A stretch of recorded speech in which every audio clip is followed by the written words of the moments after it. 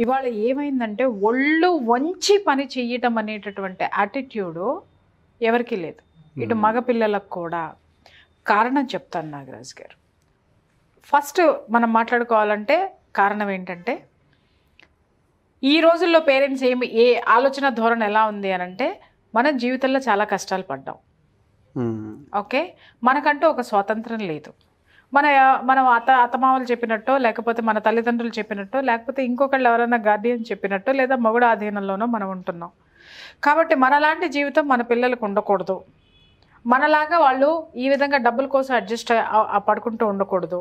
కాబట్టి వాళ్ళు చాలా సుఖంగా బ్రతకాలి, వాళ్ళు చాలా హ్యాపీగా ఉండాలి అనేటటువంటి పనికి మాలిన ఆలోచన అంటాను నేను దాన్ని.